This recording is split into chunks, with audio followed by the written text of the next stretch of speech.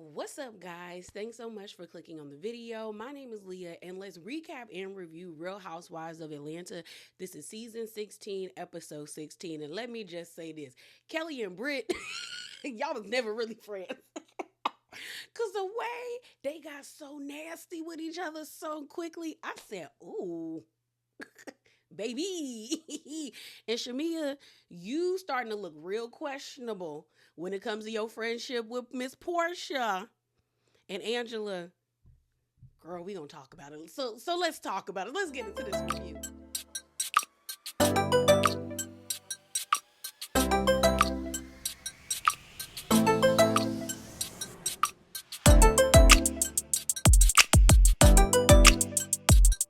So y'all know sometimes before we get into the review, we get a little spicy just a little bit.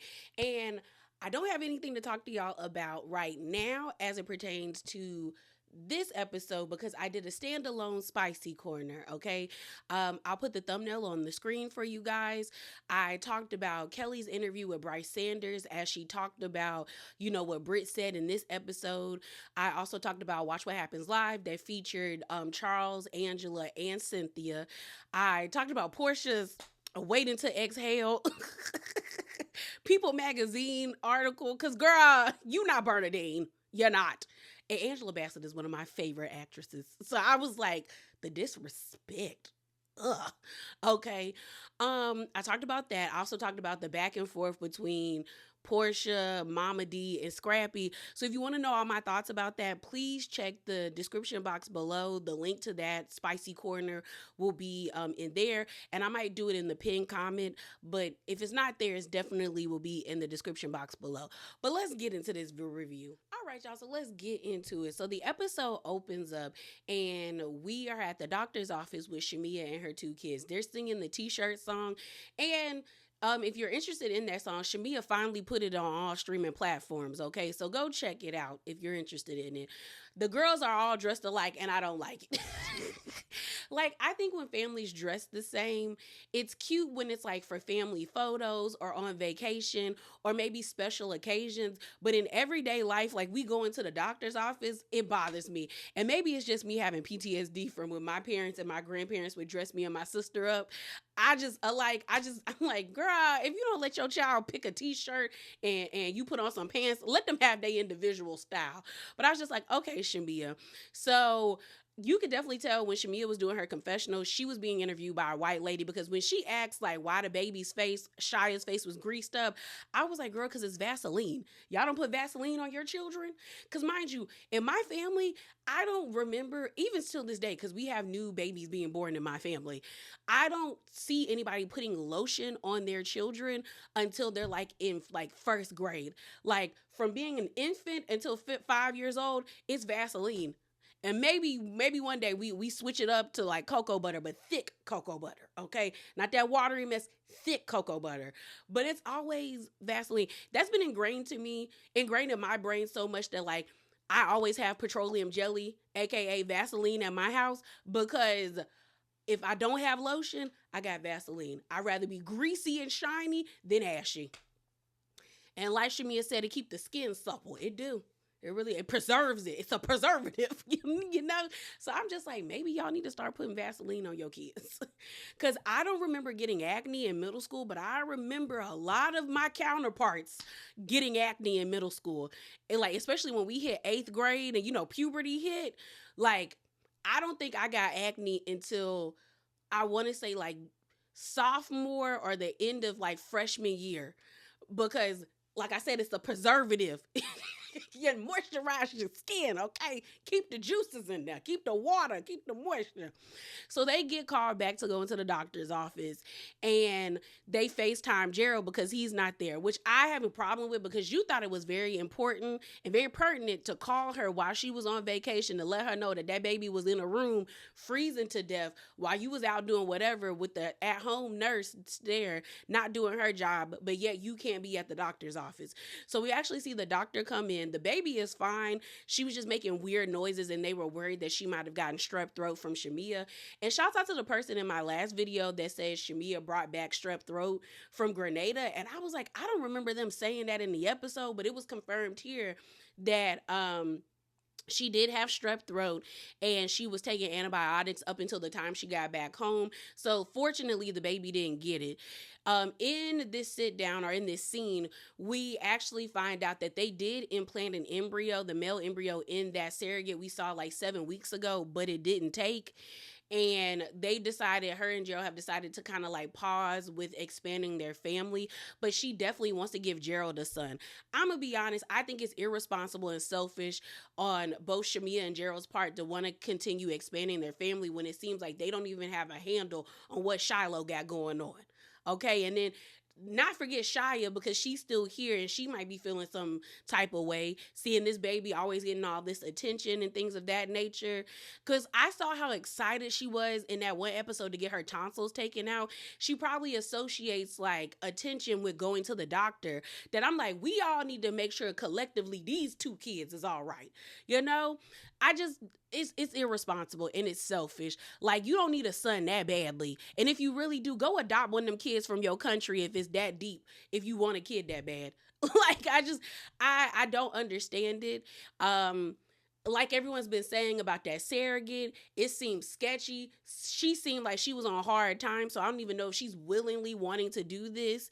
Like, it don't make sense. And what's also to me that I have an issue with is the way that every time Shamea talks about Shiloh, she's breaking down in the confessional crying. She talks about how, like, for the first year of Shiloh's life, they were in and out the hospital, or at least in the hospital at least 2 or 3 weeks out of like, no, I think she said 2 or 3 times out of each week.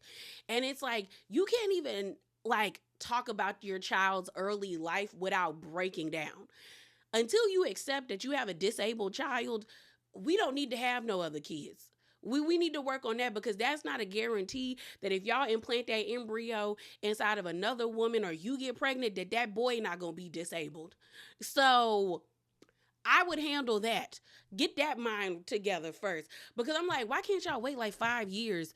Like, I think Shia is 5, so she'll be 10. Baby Shiloh will be like 6. Yeah, probably 6 years old. Then you would probably know and have a routine. Because it's also looking like Gerald don't really be helping Shamea. Like, and maybe if Gerald was on camera and really like expressing his feelings about this situation the way we see Charles in confessionals, and even Brit's weird looking ass husband, how he speaks about things, maybe I could give some type of like grace, because I see their point of view, because we've had scenes with those two husbands. But with Shamea, all we see is Gerald on the phone, and it is definitely given that she is the one that carries the bulk of taking care of them kids. And that's why she always, when they out and about wanting to take shots, and she talking about baddie shot o'clock every 10 seconds. Like, the lady trying to be free because she know when she go home, it's a prison. So I'm like, why can't we get that together before we add another human being? Because you know what? Don't even adopt until y'all get together, because you don't need to be taking a child without and putting them in a space where they got to carry the weight of the family on their back, and they just got here. So yeah, get that together first. The next scene we get is at Phaedra's house. We see her 2 sons, Dylan and Aiden. It is crazy that we saw them like as babies, and now they're like in middle school, and it's cute. We see Dylan on the sewing machine, and Aiden and him and their mentor are in this sewing room that Phaedra has in their house. And mind you, I wish I would have asked my granny before she passed away to teach me how to sew. Like, as a kid, I didn't find any interest in it, but as an adult, I wish I knew how to sew. Like, seeing people be able to create things, I just think is really cool. I want to take up crocheting, but I heard that it's like really taxing on your hands, and like sometimes my hands get stiff out of nowhere. But like, I saw this one girl make this really cool crochet sweater. It was like a 1-piece sweater. If I can find it, I'll put it on the screen. I was like, I'd pay at least $100 for that. Like, it was red, it had Luffy on the back, and I was like, oh my God, did she crochet it? Like, I would love to do something like that. But I really do wish I would have have like asked her to teach me how to sew, because she was known for sewing and making these really beautiful, elaborate like bouquets, especially for like church events and weddings. Like you couldn't tell my granny she wasn't that girl when it came to making them flowers. Everybody wanted flowers from Bessie, okay? So I just thought it was really sweet that Phaedra encouraged her son to sew. We find out that Dylan wanted bell bottom jeans, but they didn't have him in his size. Like he couldn't find him in his size. So she got him a sewing machine, and I like that she got him a mentor, and he's making these really cool like pants. I thought the pants that he wore to the fashion show, I like those. I think they were like snakeskin or like camo, but they were really nice. I thought they were really nice. But Phaedra comes to the bag, and she just was like proud of her children, you know, seeing how both of them have grown and things of that nature. And that's one thing. Even though Phaedra is vile, she's a liar, she's a gutter type, she's mean, and she's a mean girl and everything, you can tell that she genuinely loves her kids. Like when she got emotional at the end of the episode when she was talking about the fashion show and how proud of her kids when she saw them, the oldest son Aiden speak so highly of his little brother. Like she got him, and I even was like, I don't think I've ever seen Phaedra get emotional, and I felt it. Like I was like, oh, that's sweet. Like you could tell she loved her kids down. We know she's still a mortician. She a Reiki healer, and she's still an attorney. Okay, so she's a jack of all trades. So we find out that she's doing this fashion show event with a friend that owns this. I think it's called The Vault. It's similar to what Marlo had, like La Archives, where you know you can rent these high-end pieces, or I guess buy from them, but most people rent these like name brand and labels and things of that nature for like different events and bring them back. So she decided that they're gonna do a fashion show. All of the ladies are invited, as well as the public, and Dylan will have the opportunity to like showcase his pants. They're gonna have like 3 male models, and so she was asking him, do you think you're gonna be ready to like have these pants ready for these men? And he's like, yeah, I got it. We find out that Aiden said that he was going to be Dylan's manager. And I just think it's cute. I hope he sticks with it, because, you know, starting this young, like, he going to be a force when he gets older. Okay. So the next scene we get is of Kelli and her team going to her court hearing with her ex-husband. This is supposed to be the day where she actually is officially divorced. Like this is the final process. So we see her saying goodbye to her oldest daughter. We see her get on the Sprinter with her 2 friends. And so Lamont, which is her friend / publicist, and Erica, which we saw on that episode before they went to Grenada. So they're in the car, and Kelly's like, I just want this process of my life to be over so I can move on with my life. Like I'm ready to move on. So we see them pull up to the courthouse. You know, normally cameras are not allowed inside, especially if they're not official cameras. And she comes out, and it's like 4 hours later. I said 4 hours, good Lord. And she gets on the Sprinter, and she was like, that was a shit show. So we see her go back home, and we see Lamont giving her a glass of wine. Now, mind you, Kelli, I need you to get smaller wine glasses. Your wine glasses should not be this size. Like, girl, you always got goblets. Like, I'm like, girl, I know, short girl to short girl. Okay, I'm 5'2.5", all right? 5'3" on a good day. But girl, every glass they give Kelli is like humongous. Like it's huge. And I'm like, Kelli, your hands look so small. And I'm like, I know they make smaller wine glasses because I got them. Side note, I think I saw these on Amazon. I think it was Amazon, but they got these new wine glasses that are like different shades of brown, as well as different shades of like colors. And I want both sets. Like, I don't drink wine on a regular. I'm more of like a hard liquor. Like, give me some tequila, you know, some rum, especially black rum. But the glasses are so pretty. But I'm just like, every glass they give Kelli looks so big in her hand. Even on the after show, the glasses look too big. And I'm like, Kelli. So she's sitting on the couch, and we figure out or find out that she's not divorced. Lamont is like, how you feeling? And she looks visibly like drained. Like the lady looked tired, okay? So then we hear a knock at her door, and it's Shamea. We find out that Shamea was at the hearing, but she didn't stay the whole entire time. So she's like, how did everything go? And she said, girl, I'm not divorced. And Shamea said, girl, what? And she said, yeah, we went 4 hours, like we went overtime. Like the judge basically said we were beyond our time and we have to reconvene another time. So then Shamea was like, so that means you have to get cross-examined again. And she was like, yeah. And she was like, girl. And she said, and what the crazy thing, he went to jail. And she said, girl, what? So he already went to jail for not paying child support. He went to jail again for not paying the child support after he got out of jail. I said, my God, today. And mind you, when you see pictures of Kelli and her ex, he ugly. Like, we just gonna have to call it thing a thing. He got, like, he has to have either a personality to make him attractive, but he's not an attractive man. And he looked like what did Eddie Murphy play? Professor Clump. And Professor Clump was kind of cute because he was sweet. He had a personality that endeared you to him. Where it's like, for a lot of people, if you're not physically attractive, but you got a personality, you're funny, especially if you funny, you could pull people. Because a lot of people eventually come to the conclusion that, like, personality is better than looks because looks will fade. But if you're just a trash human being and you look ugly, girl, you just dead in the water. And I'm just wondering, like, what made Kelli so attracted to him? Because on the after show, when she was like, I loved that man. Like, I loved him. Like, I wouldn't have had them kids for him if I didn't love him. I said, girl, what did you love about him? Because the suit that he wore to your wedding the first time was proof enough that he ain't. Anytime I see wedding photos and the husbands look a mess, I know the marriage is doomed. It's either the wife. If the wife looks a mess, the marriage will last. If they both look a mess, the marriage will probably last. But if the husband looks a mess, that marriage is not lasting. It's not. And when I saw that suit on that man, I said, it's oversized and he's already a certain size. He don't care. He don't care. So I was just gagged. So then she gets a phone call and it's Angela, and Angela's just checking up on her. Kelli lets her know, like, girl, I'm not divorced. And Angela's like, wow. She's like, yeah. But she thanks her for checking up on her before she gets off the phone.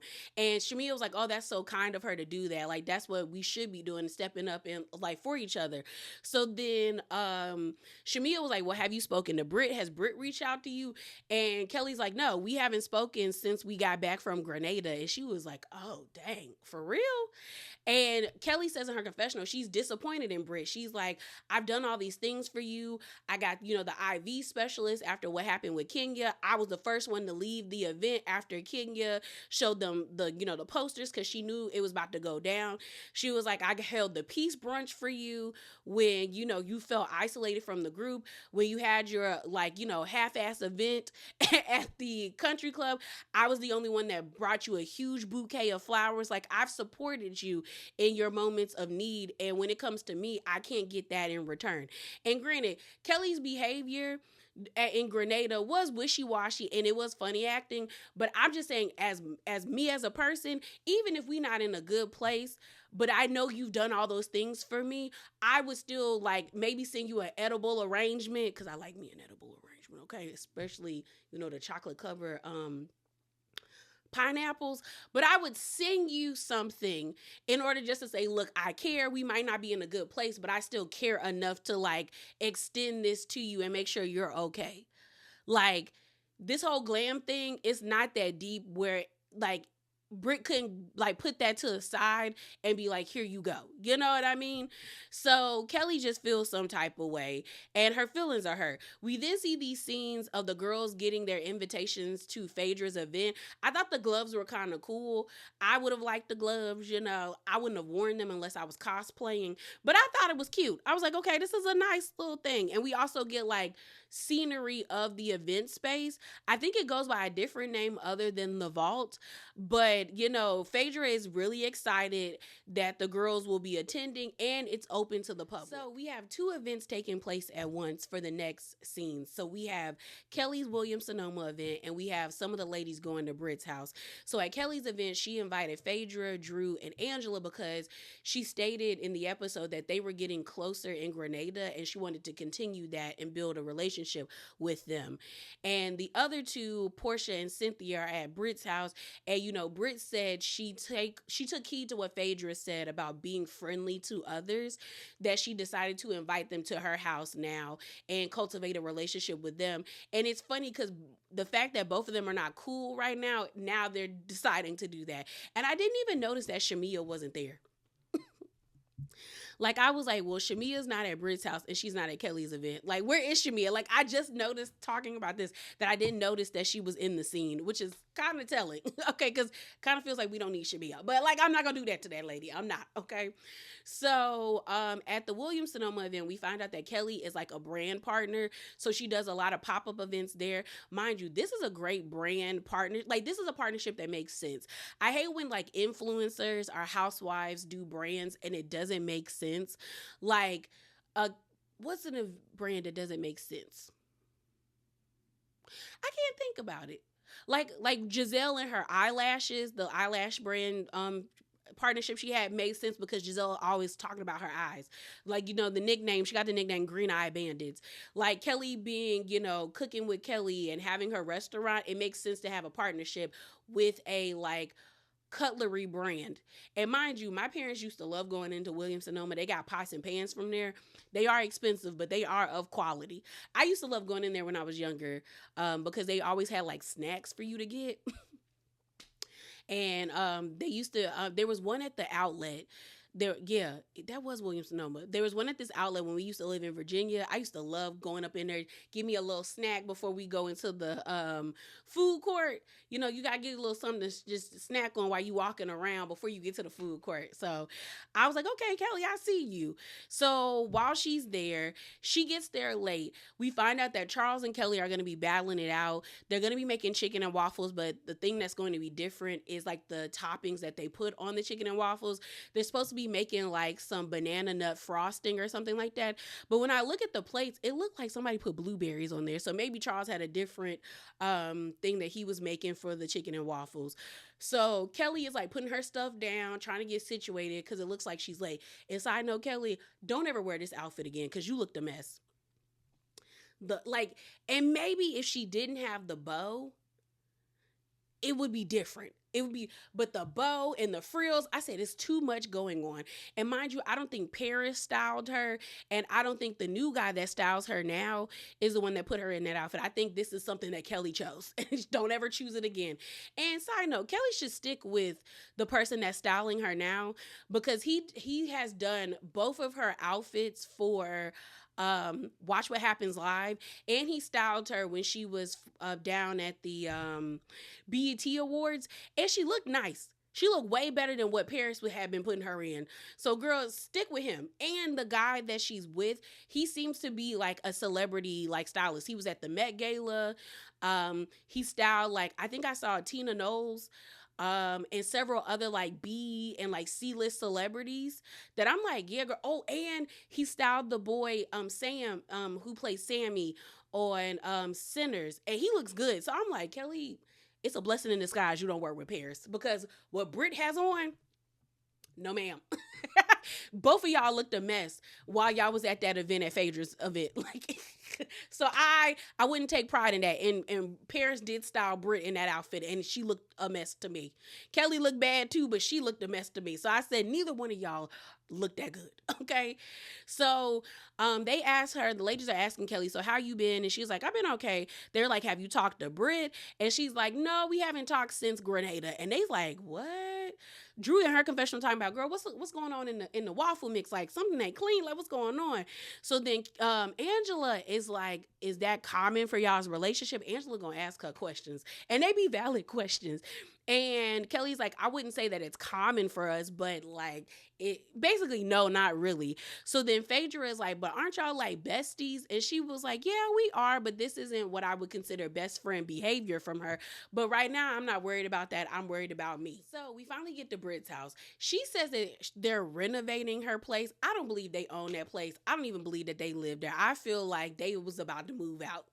If you ask me, because the way that room on the side looked, it looked like when you're about to move out and you're just placing things to like, put it at the front of the house so it's easy to grab and go. Because I'm just like, normally those two rooms at the front of people's houses is either like an office, or they put the dining room in there, or it's like a showroom with like really nice furniture, and you have like really cute like knickknacks and stuff like that, or like you know, displays. Because I was just like, girl, you couldn't put a blanket over this because this look bad to me. So I just feel like they are packing up to leave that place, because the rumors online is that they don't live there, allegedly, that like supposedly they just rented that space for the show, and they live somewhere like on the outskirts of Atlanta. I don't know if that's true, but like I kind of believe it, because I was just like, that looked tacky. That looked tacky. So, like I said, Brit took Phaedra's heated Phaedra's words and decided to be nice and invite over Cynthia and Porsha to her place. Porsha's being sarcastic in the confessionals, and she's basically like, girl, I was just so like honored that Brit would invite me to her house. Like, oh my gosh. So they go down to the basement. Brit starts talking about how the reason she didn't go to William Sonoma, Kelli's event, is because they're not in a good place right now. And they were like, why not? And she basically says, because Kelli's been going around the group telling everybody the business about the Glam Squad, which I feel like Brit is lying about that. And the reason why I say that is because the only way we knew that they had issues was because Phaedra ran to Cynthia and Porsha when they were in Grenada to tell them that Brit told her, because Brit and Phaedra were roommates in Grenada, that her and Kelli aren't in a good place because of the Glam Squad. The only other person that probably knows about the whole glam thing is Shamea. Like Drew and Angela are like, don't have a clue what's going on. So if Brit is talking about people outside the show, maybe, but on the show, girl, we ain't seen Kelli run her mouth. Phaedra confirmed that you was running your mouth to her about this situation, because that's how we found out about this situation. And then when y'all were in Grenada and y'all had that conversation, you brought up the whole glam thing. And then Kelli admitted that y'all were having like issues with the glam team. So I'm just like, girl, that don't make sense to me. So Porsha is like, well, why would she have an issue with you using the same glam as her? And Cynthia was like, yeah, I thought y'all looked really cute when y'all were in Tennessee. And Brit basically says that Kelli felt like some of the outfits, like Brit had better outfits than her. So they give us side-by-side comparisons. And you see Porsha being like, oh, okay, that makes sense. They have this pink outfit. I don't like either outfit, okay? And so I would say that Brit is a little bit better because it has more accents, but both outfits I don't like. When it comes to the cow pattern, I think Brit's outfit was better. Kelli's, the dress looks a little too big, and she needed it to be tailored to her body and her frame. When it comes to the swimsuits, I think Kelli's swimsuit looks better than Brit's swimsuit. And then when it comes to the outfits that they wore when they went out their first day in Tennessee, yeah, either or. Neither one of them was giving me something I could feel. So I'm just kind of like, I get where Kelli is coming from in the sense of like feeling like the outfits were better on Brit, but I also, the short girl Kelli, you know, when we short, we have to get things specifically for our frame. Like I'm like I've already said, I'm 5'2.5". And I'm gonna keep that 2.5, because I know somebody gonna be like, Leah, what's 5'2.5"? The nurse told me I was 5'2.5". Okay, right at that mark. So I'm gonna keep it. But when I wear certain pants, especially when it comes to jeans, I have I won't say worst, but I have a hard time finding jeans that fit my thighs, accommodates this gut I got, and like is long enough for my legs. Well, no, they're always too long for my legs is a better way of saying it. Like I normally have to like fold my jeans underneath, like at the pants leg. The pants legs have to be folded underneath, or I have to get jeans that are like specifically like short, so they're not dragging across the ground. Or I just have to wear like heels or boots in order to compensate with the jeans being so long. So I can get Kelli being frustrated, but it's like you have to get with people who know how to dress your body frame. And like I said, the guy that she's with now, I feel like knows how to dress her frame, because the outfits actually looks really nice on her now that I've seen Kelli in lately. So you got Porsha. No, was it Porsha ends up saying like, yeah, there can't be any jealousy in a friendship. And I said, Okay, girl. Because that's what it's giving for you with Shamea, but okay, on both sides at this point. And then Kelli says in her confessional that she did tell Brit that she didn't want her to use her glam squad because she was like, it's one thing for you to use my hairdresser and my stylist. Now you trying to take my videographer and my photographer. Is definitely giving like you not that girl because you should have had this stuff already. And I'm gonna be honest, I still feel the same way I felt in my previous review. Do I think Kelli is wrong for how she feels? No. Do I think the way she's going about it? Yeah, is childish and wrong. But I think she has a right to be like, girl, you doing too much. Like, I only allotted my glam squad to you because I felt bad that after what Kenya did, and I wanted you to feel supported. But now you're taking advantage of the situation, and I don't like that. Because yeah, it is one thing to try to use my makeup artist and my hairstylist and my stylist. Now you're trying to take my videographer and my photographer. You doing a bit much. You doing a lot. Okay. And it does give like you not that girl, because if you're supposed to be like pretty and paid, of course the haters gonna shade. Then I would think you would have this glam squad, this glam team. You're this millionaire girl. You paying for your staff to get BBLs and surgery while y'all down in Miami. Why don't you already have a glam squad on retainer? Like, you know what I mean? And I get it that Paris has come out and said things about Kelli. Some people have said that he said that she doesn't pay, but I haven't seen that. I've seen him saying that Brit does pay and she pays on time, and I feel like people are running with the narrative of now saying that, oh, that means Kelli doesn't pay, but we haven't seen anybody come out saying that Kelli doesn't pay. But honestly, if I was Brit, I would watch Paris, because if he's so freely online, ready to be in comments, liking shady things about Kelli, what's gonna happen to you when y'all fall out? He probably didn't go get on the internet blasting you. So I don't know, but Kelli does admit in the confessional that she did tell Brit and the glam team that she ain't want them working with her no more. And I said, at least she owned it. So the conversation continues at Brit's house, where she ends up like Shamea ends up catching a stray. And I was confused as to why Shamea was brought up into this conversation, especially when I'm like, it seems like your anger is supposed to be dedicated for Kelli, but I guess Brit was trying to get back at Shamea for what happened in Grenada. And it also feels like she feels some types of way that Kelli and Shamea have gotten close. Because like I said, when I was talking about Kelli at her event, I'm at Williams Sonoma, it's interesting that Kelli and Brit are now trying to make friends, and we're at the end of the show with other people because they're no longer in a good spot. And it feels like what Brit was doing by throwing Shamea under the bus about these text messages was trying to show herself like as a friend to Porsha so she can now be cool with Porsha. Because I was just kind of like, girl, why is Shamea catching a stray? Because are you mad that she now Kelli's new sidekick, like you keep saying? It kind of felt like it was a weird transition. That's what it was. Because maybe they were talking about her, but it was a weird transition. So she ends up saying that now Kelli and Shamea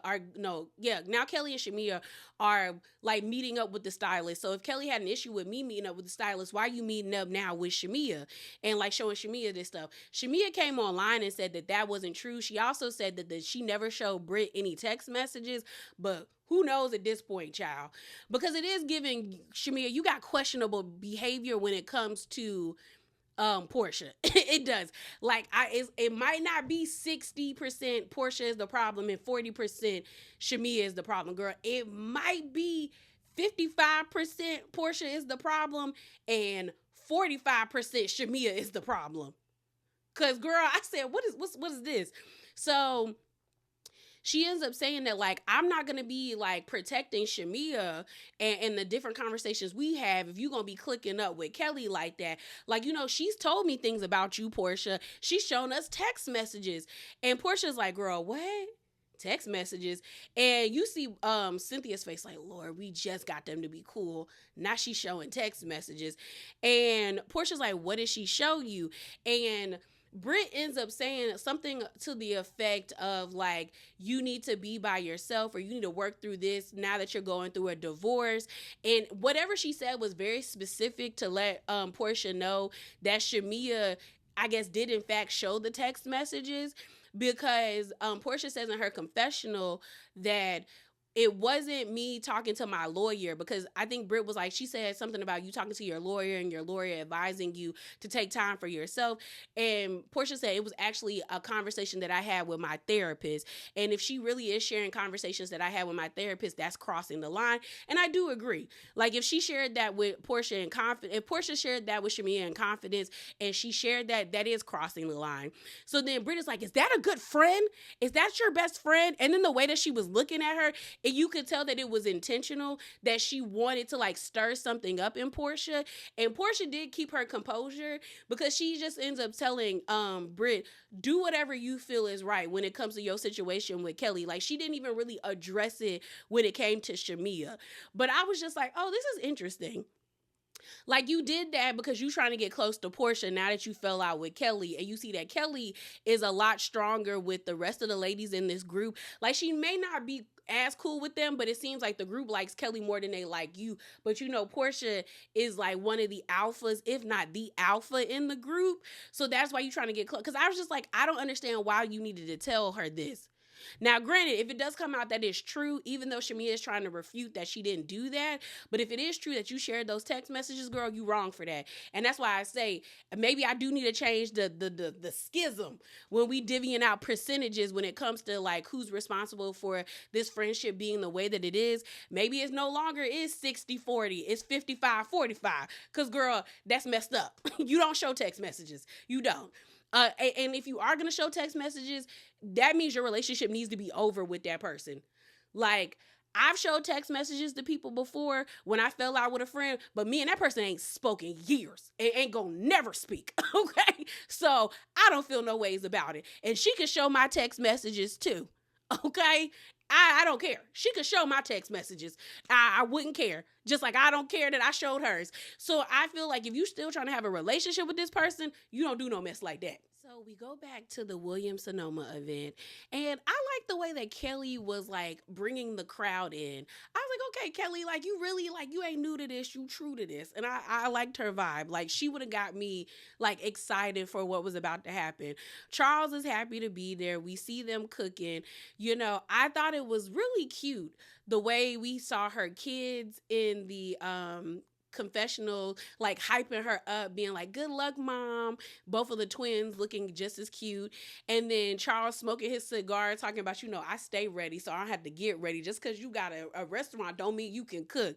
Like, that was the vibe. But then we see Charles ruined it when he got into it with Angela, where Angela was like, don't try to act like I can't cook, Charles. Like, I know my way around the kitchen. He was like, yeah, you walk around it. And Angela was like, ah. I said, girl, that's why Angela's good at like reading and like being quick on her feet, because Charles be playing in her face. Charles be playing in her face, okay? Because she was gagged. So they end up making the bananas froster. I think that's how you call it. I thought it was called banana nut frosting, but I'm looking at my notes. It's banana frosted waffles. And they both made it, but I guess they did it differently. It was a tie. Phaedra making them sounds like, girl, calm down. Calm down. Phaedra is weird to me when it comes to her situation with Charles and Angela, because it feels like she wants it to be known that she knows Charles so badly. I was like, do you have a crush on him? Like, did y'all mess around back in the day? Because when Angela introduced Charles to Phaedra, she was like, oh, I know Charles. And Angela was like, oh, okay. And they hug, and Charles like, hey, like, it didn't seem like he knew her, like, oh my God, hey girl, I ain't seen you in a minute. It was just like, hey girl, and they hugged. And then when she's getting served his waffles that they share between her and Drew, she's like, like, I'm like, girl, you doing a lot. You doing a lot, Phaedra. But they liked the waffles. Like, everyone was liking them. So then some random man pulls up on her by the name of Marcus. And I said, sir, what is this? And what is this? because the way Angela looked at him like, "Can I help you?" Because he was really in her space, but there was a lot of people at the event, and he was like, "I can I talk to you?" And she was like, "How do I know you?" He was like, "Well, you don't know me." And she was like, "What do we need to talk about?" And he was like, "Well, my name is Marcus, and I think I really wouldn't like to talk to you." Now, mind you, he was trying to be messy on purpose, because the way that he was eating that waffle, it was like, oh, you trying to have a moment. Now, some people have said they felt like Phaedra put him up to it. I've seen some people say production did it. Some people have said they felt like Kelli and Phaedra were in cahoots or whatever. But either way, he is a grown adult and he had every right to be like, no, I'm not gonna do this. And you look lame as hell, bro. Lame as hell. So he's like, I have something I need to tell you. And she was like, what is it? And she was like, it's something that you need to know. It's about your husband. And because I think Phaedra and Drew were like, who are you? Like, what do you need to tell her? And so Angela's like, I'm not going anywhere with him.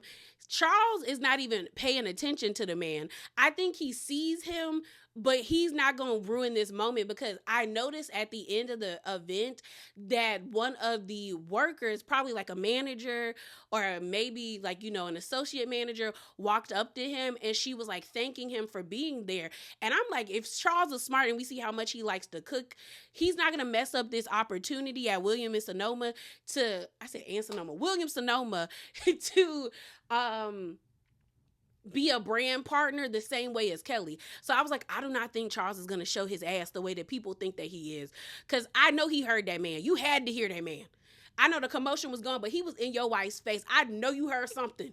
Because next thing you know, the guy walks away and he goes and toasts. Kelli goes over there to do shots with people. She mixing and mingling. And the guy said, let's toast. Let's say cheers if your name is Angela and your husband is cheating on you. And everyone's like, girl, what?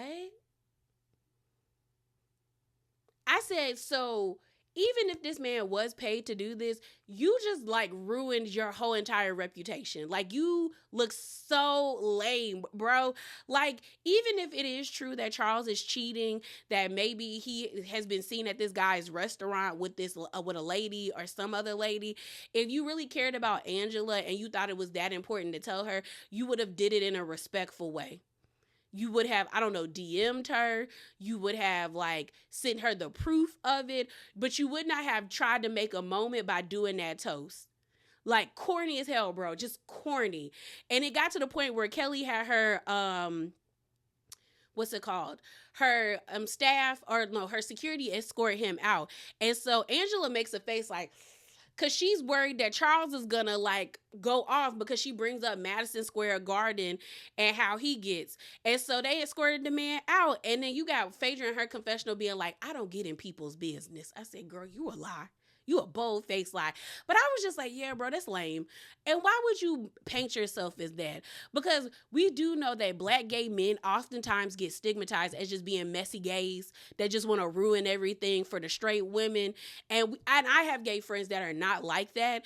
And so I was just like, why would you play into that stereotype? Whether if you were paid to do it, whether production put you up to do it, whether it was Phaedra or Kelli, which I don't think it was Kelli, but I do have a feeling like I could see Phaedra doing something like this. We done seen Phaedra contact Nene's relatives that she wasn't cool with. We seen her bring that man that was suing Candy on the show. That lie she did to Candy, I wouldn't put it past her, okay, to hire somebody. We seen that hired boyfriend. We saw Shaq one scene of Shaq. I think in a what's it called? In a flashback. She hired people. So I could see her doing this. I don't know. I don't think Kelli would do something like that, because Kelli was too quick to get in security to get him escorted out there. And I don't think she would ruin her opportunity with Williams Sonoma for no person she don't know. She don't know that man from a can of paint. But I was just like, yeah, you made yourself look so bad, sir. And I know you didn't get paid. So you did all of that not to get paid. Lame. Also, my other reasoning for feeling like Phaedra could have pulled this mess is because Phaedra has been on Angela's neck since the season like she's only gonna be there for 10 days, but in that 10-day time span, she has been throwing digs at Angela left and right. So I wouldn't put it past her. So Kelli goes to check up on Angela because she was just like, she don't agree with that. She don't do disrespect, and she doesn't agree with that. She was like, let's toast to new beginnings. And so she's just like, Angela's like, I just need to get my husband out of here. She was like, I am feeling some type of way, but I don't want my husband from Madison Square Garden to pop out because I don't have time for that. Like, I don't have time for that. And I was with Kelli. Charles might hit him with a waffle pan. Like, sir, let's worry about our safety. Let's worry about our safety. So she just said, Kelli's like, I'm so sorry that happened. Then we go back to Brit's house. She allowing her dog to hump on everybody, which is nasty. Very nasty. And I hope your dog gets spayed. Like, because at first I was like, is it a female dog or a male dog? Because if it's a male dog, you neuter them. If it's a female dog, you spay them. And then they end up saying like, oh no, Mimosa is a girl. I said, you need to spay that. Because all that humping, we not doing all of that. That's nasty. And then Brit letting the dog hump on her leg. I was like, you need to nip that in the bud. Don't everybody want to be assaulted by no dog? Like, what? Because she tried to hump on Porsha, and Porsha was like, Mimosa. So then Phaedra leaves the event, gets in the car. She don't even leave the parking lot. And she's like, girl. So she decides to call Porsha, and she's like, girl. And I couldn't even fault Phaedra because I've done that many a times where I'll call my friends and I'd be like, but I don't say girl. I'd be like, bitch. It went down. And so Porsha's like, girl, what? And so we see them all huddling together. And they're basically like, girl, Porsha, Phaedra's like, hold on to your panties. And they're like, what happened? And Phaedra basically says some man just walked up on Angela and basically said that I know Charles and he cheating on you. And Cynthia said, girl, what? They all like, what? And then Cynthia's like, so what did Angela say? She was like, Angela was shooken, but she didn't say anything. Porsha gonna say, I know that pot of rice was almost upside that man's head because Phaedra lets it be known that Charles was there. And she was just like, oh my God, this is a mess. But I did think the scene was funny because I do that with my friends. So it's now time for Phaedra's event. They're doing it at the Ivy showroom. I thought it was at the Vault, but maybe I made that up. Or maybe I saw somebody say the Vault and I just thought that's what it was called. I don't know. Because I was like, Ivy showroom. But we see her walking around with the owner of the Ivy showroom as well as the event planner. And while she's walking around, she gets a FaceTime call from Porsha. And you can tell that like she's driving. Porsha basically says that she's not coming to the event. Unfortunately, she got news that Londi passed away. She was telling Phaedra, I don't know if you've ever met her or something like that, but yes, she's passed away. And Phaedra basically is like, oh my gosh, like, okay, like it's totally understandable. They do give us a montage of Londi, especially her being on Porsha's Family Matter, because that's how we got introduced to her. And it sucks because I liked her. She was one of the highlights of Porsha Family Matters because she was looking at everything like everybody was crazy. But you could definitely tell that she was the little cousin that ran after or was running up under Porsha because unfortunately, she passed away at 35. I saw 89 and I was like, that has to be like, she can't be no more than like 37. And then when I did the math, I was like, oh, wow, 35? I wonder if they're going to explain what happened to her. But I was just like, that's really young. Like really young. And I was just like, oh my goodness. But I liked her. She seemed like a sweet person. So Porsha was just like, yeah, we have to get that together. Now, a lot of people didn't like Porsha's response. They were critiquing how she was very monotone. But I don't want to critique Porsha's response. Am I a fan of Porsha? Not really. But I've had people pass away in my life and I've had similar reactions. Like when my granny died, I was too through. I was in tears. Even though I knew it was coming, tears. But when her mother, which would be my great-grandmother, passed away, she was 101 years old. So, like, I had, like, kind of a similar, like, energy like Porsha, but I didn't really cry until I got to the funeral. because it was like the realization kind of like set in for me that like, dang, like she's really gone. But I wasn't like sad the way when my grandma passed away, my granny, because it was like, well, my great grandmother lived to be 101 and she was still living her best life. Okay, still going down to the flea market, still cutting up. So I was just like, well, like she lived her life. So it could be that way. I don't know. Maybe it's just like she doesn't know how to react because it's like this is a person that was attached to her business, also a family member, and she died unexpectedly. I don't know. I don't want to critique somebody's response to death because I think everybody's is different. Okay. Now there are people who just don't care. So, but like I don't know. I don't want to get in the weeds of that. So it's sad that she's no longer here anymore. So Phaedra is being understanding. She's like, it's totally okay. It's totally okay that y'all aren't coming. So 2 hours later is the event. Phaedra got her crack out. Coochie crack is out. And I was like, ma'am, why are we wearing this outfit? Honestly, nobody's outfits looked really... Well, I actually liked Shamea's outfit for this event. I thought it was actually kind of cute. Everybody else, I was like, not so much.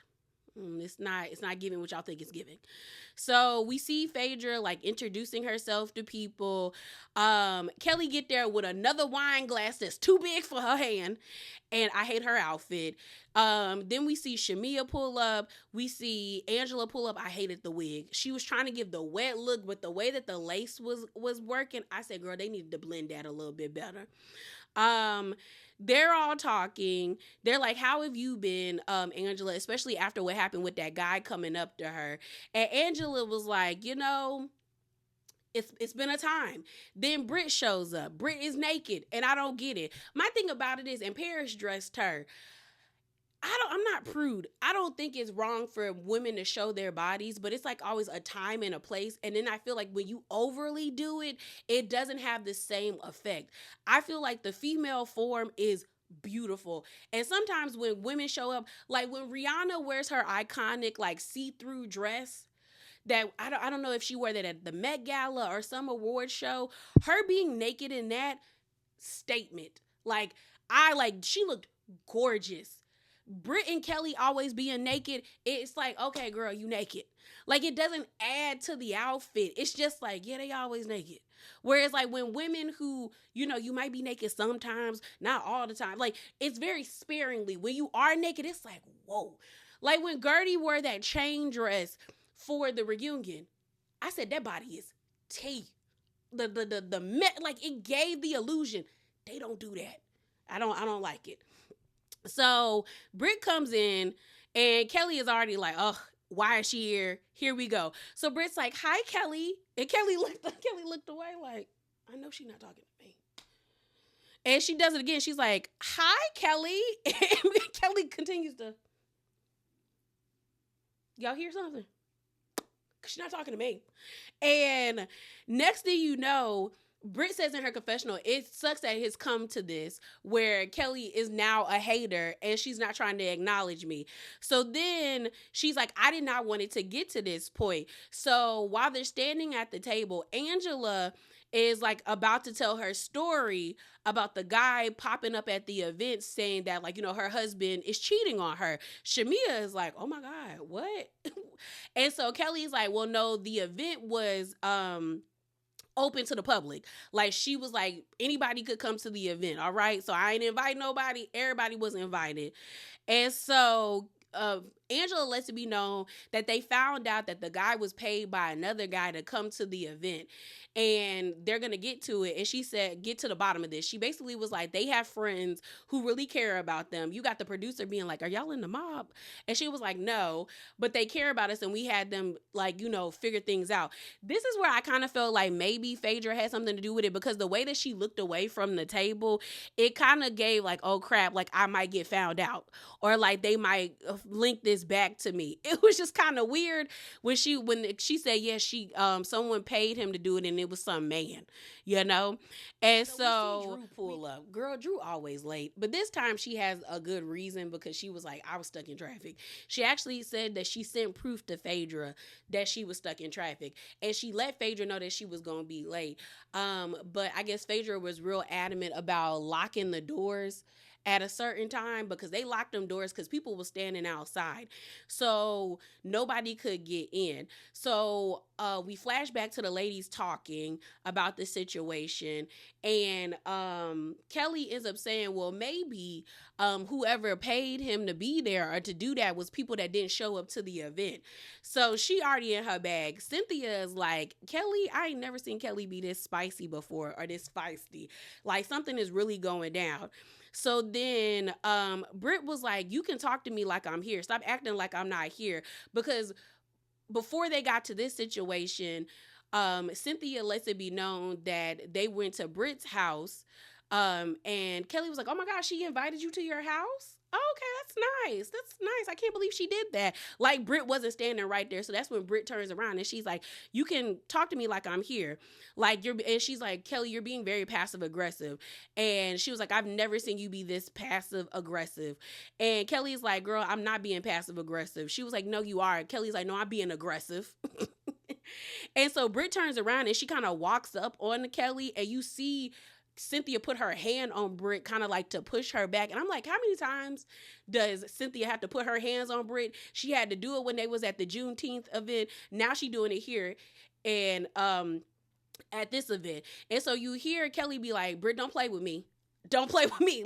Like I may be short, but don't play with me. And I'm telling y'all got to leave short people alone. Because off the strength of you being bigger than me, I'm going to hurt you. Because you got more weight on me, you got height on me. And that means I'm going to have to really take you out to make sure you don't hurt me. So when Kelli said, girl, don't play with me, I said, I know that. Let them know. And so they're standing there, they're arguing back and forth. And she was just like, Kelli's just mad about this glam team. So Kelli's like, oh, okay, girl. Okay, girl, let's, and Kelli's like, girl, you really want to go there? Like, let's go there. Like, let's go there. So they're going back and forth. Everybody is just like, is it that serious? So then Brit starts explaining about the glam squad, about Kelli being mad that the glam squad was taking more interest in her and like is giving like hater. And Kelli walked into the room where they were supposed to be doing the fashion show, and then she kept hearing her name, so she turned back around, and she ends up saying something about, like, Kelli is just hating on me, and Kelli's like, girl, you want to be me. Like, ain't nobody hating on you when you took my, like, you're trying to take my glam squad. Like, why would I want to be you? And so then comes the part where Kelli ends up saying, girl, you better tell your pill popping ass roommate what it is. Now, mind you, everybody thought that Kelli was talking about Brit's husband, but Kelli came online and said no, she was telling Phaedra to get her roommate because in Grenada, I guess she had saw Brit take some pills. She got on Twitter and like was like, no, I was talking about her taking some pills. So Brit had it right when she was like, she's calling me a pill popper. She wasn't talking about her husband. So then Kelli walks away, and then Brit says, the stylist said you looked a mess, so keep it up unless you want to talk about those abortions you had when you were married. So everyone was gagged once Brit said that. And everyone was like, what? And Cynthia was like, and then Shamea was like, why would you say that? Why would you say that? Like, everybody was just like, so then Kelli turns around like, and it was like, bitch, what the did you say? What did you say? You red ass hoe. Like, it got so gutter so quickly. I said, oh my God. Oh my God. So then you got Kelli security pushing her back and security trying to hold Kelli back. They trying to calm Kelli down. And because Kelli's like, she a rat ass hoe. She a hoe. I said, oh my gosh. And so Brit is like, well, if she want to go low, I can go to the pits of hell. Because you now got Cynthia and Shamea being like, you ain't have to go there with her like that.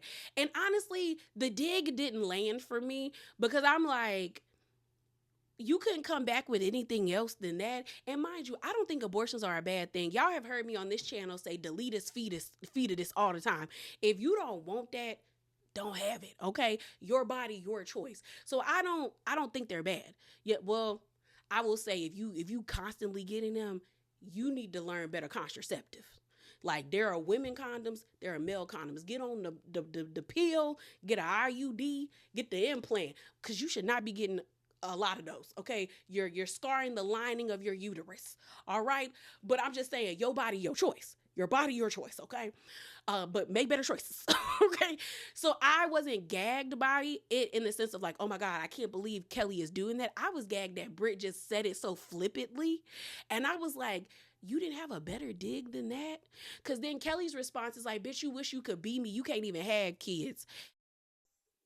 Editor Leah here. I didn't complete my thoughts, so here I am. I just feel like both Britt and Kelli could have had better comebacks. Also, Britt's comeback didn't make any sense to me, only because I'm like, are you saying a pill popper is equivalent to somebody getting an abortion? Because I like the dig, it just didn't land for me. I'm not saying that Britt was wrong because at the end of the day, they were in an argument. I do think Kelli initiated the low blows first, but I feel as though Britt initiated the argument in the beginning because even though Kelli was ignoring her, like you didn't have to engage with her. You decided that you wanted validation from her and you wanted her to respond to you, and she did. And this is where we're at. But honestly, Kelli could have had a better comeback than saying, like, you can't even have kids and you wish you could be me, because my comeback would have been like, at least I'm not known around town for gobbling strangers' dicks in order to pay my rent. At least I'm not known around town as a scammer and a fraudster. And I feel like Brit could have just been like, girl, at least I have a husband that actually likes me and pays his child support, because we know Brit's husband has a son, so she's a stepmom. I just feel like we could have got better reads from both of them, but this was a mess. So Phaedra is trying to calm Kelli down because Kelli is like, I'm ready to go. I'm about to leave. And she's like, no, we're just going to calm down. And she's like, ain't no calming down. I'm ready to go. But I guess somebody told Kelli, girl, you need to stay so you can get your full check. So she stays. They do the fashion show. We see Jessica White. We see some other male model. We see Drew outside getting chicken wings from one of the police officers who's playing security that day. He was cute though, but we don't date cops. Okay. Even if they are fine. Okay. Or that's okay. I got feelings about that. So the fashion show is over. We see the girls trying on pieces, and then Shamea sits down with Brit, and she was like, "Girl, why did you bring up her abortions? Like, why did it have to go that far?" And she basically says that she was like, she went low, so I went low too. Then she ends up saying that the reason she didn't reach out to Brit, because Kelli ends up saying no. Shamea ends up saying, "Why didn't you reach out to Kelli?" She was like, "Well, because she was being fake, and I can't be fake in that way." So I wasn't gonna reach out to her, and I feel like that is her right, but I also feels like that shows Brit's character. She did all that stuff for you, and y'all just had this one moment where y'all are falling out, and you were just like, "Girl, f you." It's kind of messed up. And I also feel like Brit and Kelli were never like friends. They were acquaintances who were turning into associates while they were on the show. And maybe if they were on the show for next season, they would have been friends. Because I remember seeing an interview with Kelli where she admits that she had only known Brit for at least like a year or two, but they were more social like acquaintances. So they were never really friends, because the way that they both were just hurling out insults at each other, I said, you called her a pill popper and she brought up abortions. My God, today. So the fashion show is over, and Phaedra brings all the girls together to tell them about Londi. Shamea immediately gets emotional because, she knows Porsha. Her and Porsha have been friends for years, so that probably means she has a relationship with Londi. But it seems like she didn't know. So then Phaedra starts crying, but I feel like Phaedra was faking it. I'm not going to lie. I do. I really do feel like she was faking it. And Cynthia's just like, that's horrible because Londi was the backbone of her family, so this is horrible that this has happened. But Phaedra uses this moment to like tell the girls that we got to lean on each other and like really build this bond and like stay committed to each other and like, be friends. But yeah, y'all, that was the end of the episode. As always, remember to be bravely authentic. Definitely hop down in the comments below, subscribe, and share your thoughts and like the video. And I'm out, y'all. Deuces.